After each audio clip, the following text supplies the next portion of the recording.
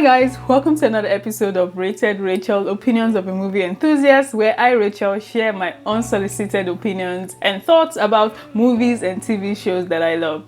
In today's episode, I'm going to be talking about Netflix South Koreans It's Okay to Not Be Okay, and I'm going to be sharing you my thoughts and the review of episode 3 and 4.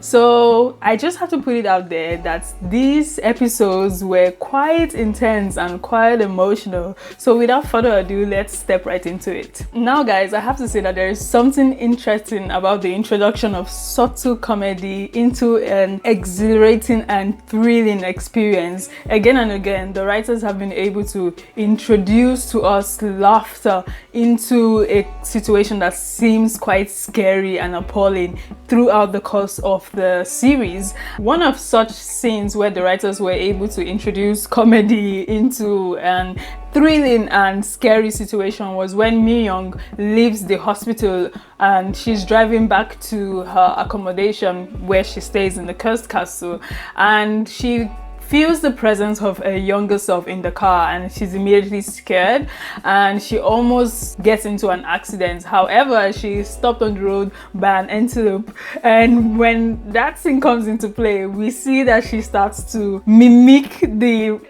sounds the antelope was making, and it was quite interesting and quite funny to see because she was almost at the brink of death. And what that tells me is that Mi-young has the ability to mask her pain and trauma that she's facing through the use of sudden comedy, a comical outburst. Mi-young's ability to switch from insistent fear of death to a sudden situation where she's mimicking the sounds of an antelope shows how she makes mockery of the obstacles that are in her path. And even as a writer herself, we can see that all the things that she writes about are birthed from the experiences that she had as a child. And so Mi-young uses this laughter or this comical outburst that she has as a coping mechanism for the emotional trauma that she has faced. And if we noticed in episode 4 that she was almost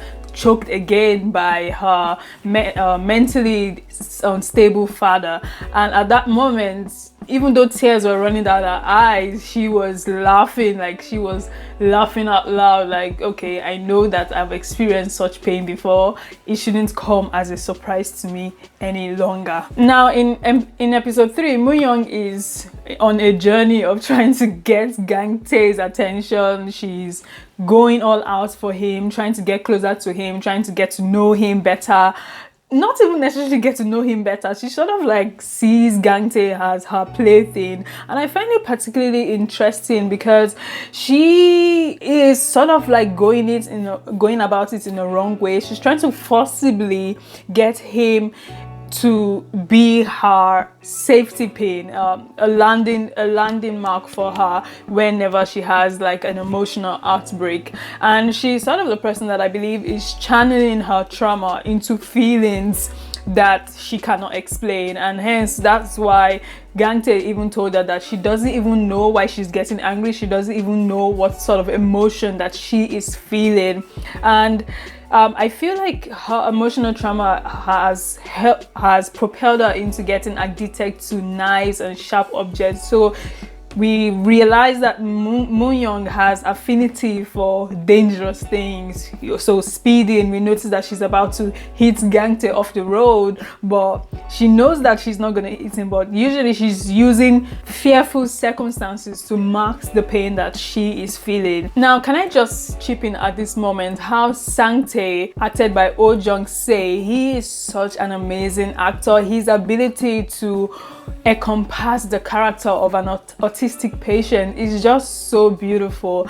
And I can just imagine the training that he embarked on to be able to carry the role of an autistic patient. His ability to convey the emotions, the relationship between the brothers is fascinating to watch, and it really got me so emotional, most especially when Sang-tae tells his brother that he's saving money to buy a moving truck so that they can easily move whenever they want. It shows that despite his status, he still recognizes his role as a brother. And I feel like he also knows that he, as a brother, is supposed to be a caregiver and a protector as well. Now, if you remember that there was a part in the episode as well where there is a Gangtae flashbacks to where his mother tells him that he's supposed to protect and care for his brother. But now in such a scene, we see Sangtae also recognizing the fact that he, despite his disability, he also has a role to play to be a protector and to be a caregiver for his younger brother. And the bromance, the brotherly love, the family ship is so beautiful to see. I think that Oh Jung-se is my favorite actor. He is so beautiful. Another fascinating thing that I discovered through watching the series is how that the title of each episode links to the character or the story. So for example, episode 3 is titled Sleeping Witch, while episode 4 is titled Zombie Kid. So Sleeping Witch talks about Myu Young's past, the trauma that she's faced as a young child in the hands of her mother, and it also explores how her mother died and how that's her mother's death is sort of like influencing over her and giving her like sleeping paralysis over and over again. And even in Zombie Kid, we also see Gangtae traveling back to his past and sort of confronting the fears that he has run away from. So when there is a monologue, or would I call it an epilogue, in the story for episode 4, where Gangtae is reading the Zombie Kid book, and he suddenly realizes that the story is likened to what he experienced as a child. And even Myu Young herself, who is the author of the book, also understands the importance of the story that she writes. And this, to me, brings out such a beautiful picture of the importance of literary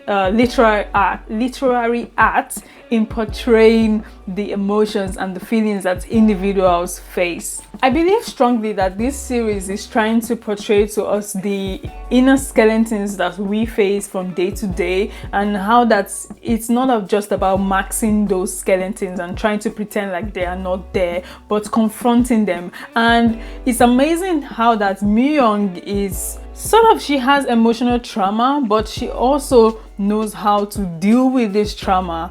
It's quite interesting that Myu Young has trauma, but is teaching the characters in the story how to handle trauma. So she might be a psychotic lady, but she does know how to transfer her pain into literature. And one of such amazing scenes is the scene in episode 3 where she's teaching the psychiatric patients about literature and fantasy, and she says that a fairy tale isn't a hallucinogen that gives us hopes and dreams.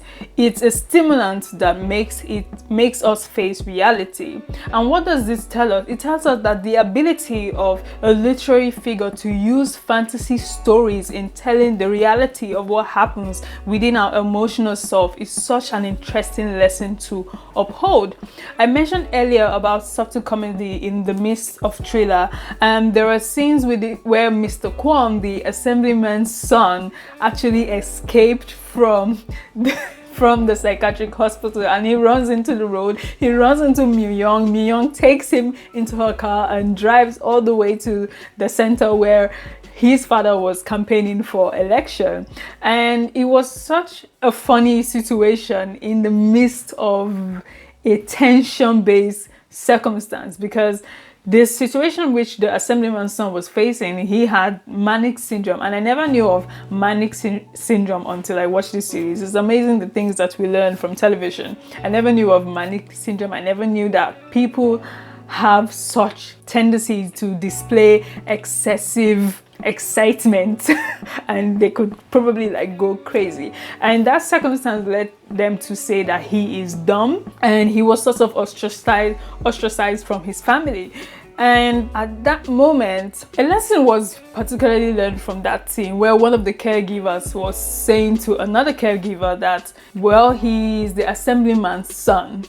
And she responded that, so just because he's the assemblyman's son does not mean he is not open to vulnerabilities of being exposed to such psychiatric issues.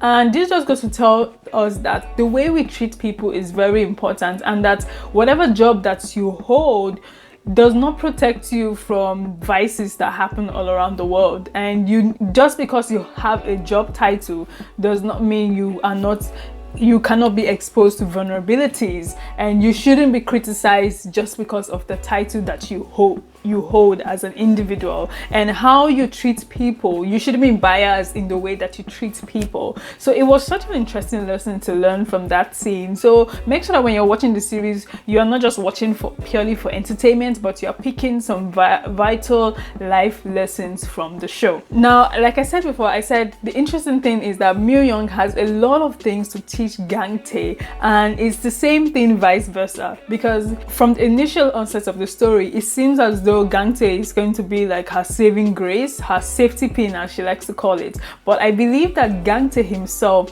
has a lot of things that he can learn from Myung, even though she has like serious issues that she is dealing with. So remember that, like I mentioned in my initial thoughts about the series, I did say that these people, they are going to help each other in dealing with the emotional pain that they face together. And so it's not about a singular person like, oh, I'm going to deal with my own situation separately from the other. No, it is both of them recognizing the issues and the trauma that they faced in the past and coming to deal with it together as probably a team. Now, will it transfer into a beautiful love story? Maybe, but let's definitely see how it goes in the upcoming episodes. At the end of episode 4, Gang-tae is stirred towards Myung when he's done reading Zombie Kid, and we can see that his emotions have sort of changed towards her. So instead of being angry and upset and pushing her away, he sort of like his mind retraces its steps, and he realizes that the zombie kid that she wrote about in the book connects to him, like I said earlier, and he reaches out to her. He understands the literature which she has written, and he takes Jesus' motorcycle bike and he rushes out to go see her by the bridge. I believe that this part sort of like, it's a heightening part in the story where he drops his ego and sort of like reaches out to Myung, and he begins to behave lovingly towards her and begins to understand the place to which she comes from, because in the initial part of the story it seems as if he doesn't understand her and he didn't want to understand her. But now I feel like he's much more willing to know where she's from and how she's processing all the pain that she's been going through. On a final note, I want to also talk about Juri. Now, Juri is Jesu and Gang-tae's friend, and it's obvious that she does have some issues with Myung. I predict though that she might pose a problem in the upcoming episodes, or it might also expose the fact that she also has some mental issues that she's dealing with, or traumatic issues that she's dealing with. Like I said, this is sort of like a mental movie, like giving us like an insight into what that was all about, and how that each of us, we have things that we're dealing with and we need to face trauma head on and not try to shield ourselves away from it. So yes, there might probably be a love triangle or not, or she might end up falling in love with Jesu, or she might end up falling in love with the director. Who knows what's gonna happen? But I do think that it might probably get worse before it gets good. Anyway, we're gonna see how it goes in the end. That's all for today's episode of Rated Rachel. Please give me a thumbs up if you like this video for the algorithm. Please, I need it so that YouTube can recommend my videos to other people. And don't forget to subscribe to my channel for more content like this, and I will see you in the next episode of Rated Rachel. Thanks for watching. Bye.